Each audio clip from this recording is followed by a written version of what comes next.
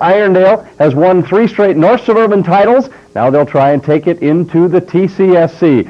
And that Eastern Division of the Twin Cities Suburban Conference, a little bit more competitive than the old North Suburban. And let's take a look at the Knights this season. And Jim Coletti's crew trying to turn things around. He's trying to fill the holes that were left by 7 players off of teams in the last 2 seasons that are now playing collegiate baseball. Of course, the list headed by Brian Guzzi and Dave Lance, who are currently at the University of Minnesota. And the scrimmages, we had trouble hitting the ball, period. Didn't do anything. First game against North St. Paul, we ended up getting, I think, 17 hits. In the first conference game, we ended up getting, I think, 17 hits. So in the 2 games we played up until today, we've been hitting the ball. And I think today we had quite a few hits. Problem, of course, is in the game today, we gave up a lot of errors and walks on top of it all, and we gave up a lot of hits. So we're young, and we've got a ways to go yet. Your team over the past couple of seasons has been one that has made the little plays. They've been fundamentally sound. They haven't made the mistakes that have killed you. Today there were a couple of those. Do you anticipate this team being able to become the same type of ball club you had the last 2 years? Well, I think we've always hit really well, and we've made our mark over the years on playing good defense. It just so happens that we have hit the ball hard also. But when you have guys that have been with us for 3 years and then all of a sudden they graduate, you get pretty used to people playing a position out there. And you don't have to worry about too many things. Now we're starting with some younger guys at new positions, and it takes a while. We expect them to come along. We expect them to be on the level that we've been at. That's the mark of our program. We don't want them to to go backwards, and so I think they'll come along. On the mound, you bring back Aaron Valley, who had a great year last year, stepping in to help out with Matt Wiegand, but now this year he has to not only carry the load, but you're also going to be looking for some extra help for him. That's right. He's throwing, and he's also playing shortstop, but that's what he did last year. Load's about the same on him, but it's somebody in particular, probably a number of our juniors are going to have to come forward and pitch well. I think those are the people right now we're looking at and depending on.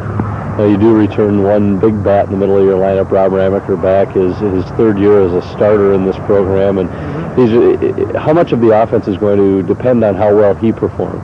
Well, Rob's just a first-class ball player, and he hits well and he fields well. He saves us in the field. But again, Aaron hit about the same as Rob did last year, and so did Chad Drack. So and Joe quick behind the plate, has been hitting exceptionally well so far this season. Those four guys played well for us last year. We expect them to play well again this year. New look conference for you this year. The North Suburban, of course, last season. Now this year, a new set of rivals and some awfully good baseball teams in this Eastern Division. Yeah, there's just not a time you can let up. Every game is a tough game. Possibly in other conferences we've been in, there's always a weak team or two, and you could depend on taking it a little bit easy. This year, every game you walk out there, it's a real battle. So it's a tough conference. Chad Ritter would take the mound for the Knights as they squared off against Roseville in this Eastern Division matchup last week. Not much help from his defense as Josh Guzzi bobbles the grounder by Jason Moen. He would make 2 consecutive errors to start the bottom half of the 1st inning. Raiders have 2 runners on.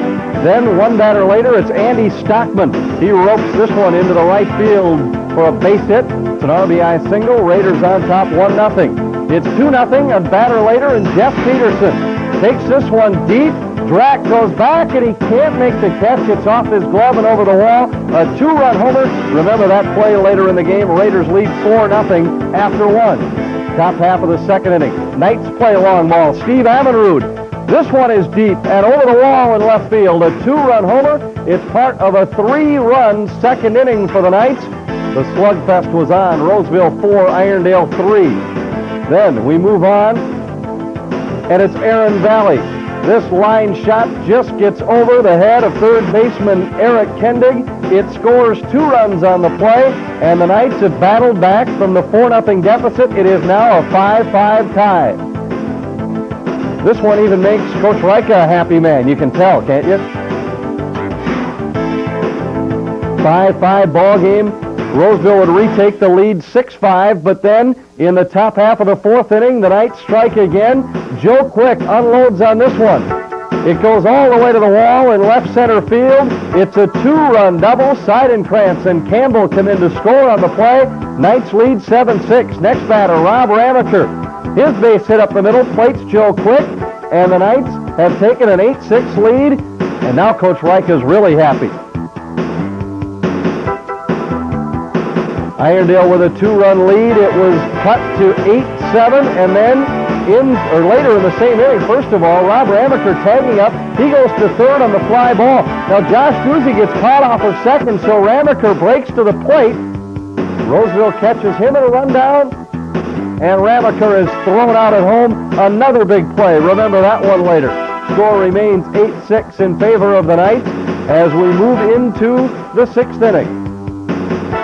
Bottom half of the 6th. It's 8-7. 2 straight walks issued by Ludwig put runners at first and second with 1 out. Then after a strikeout, Pat Carey hammers this one into right center. By the time Ramaker chases it down, 2 runs score, and Roseville retakes the lead by a score of 9-8 on the 2-run double by Carey. It wasn't over yet.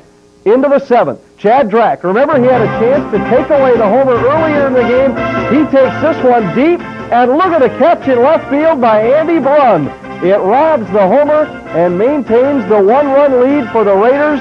Andy Brunn's catch was not all the Raiders needed in the last inning. The Knights get a runner out at second with 2 out, but Seidenkrantz is blown away by Pat Carey. He had the game-winning hit with the double, and he thanks Andy Brunn for hanging on to the lead for him. The final 9-8 Roseville. Pat Carey came in relief, picked up a save, his 2nd of the week. He also had a big day offensively. 1 out of 3, a double, 4 RBIs, a stolen base, and a run scored for the Roseville right fielder and then pitcher. Andy Stockman, of course, had an RBI as well. Joe Quick in the ballgame for the Knights. 2 out of 4, a double, 2 runs scored, and 2 RBI. The Knights really need Joe Quick's bat to come around this season. Steve Amenrud with the home run for the Knights in this one. Rob Ramaker, 1 out of 3 with an RBI and a couple of stolen bases.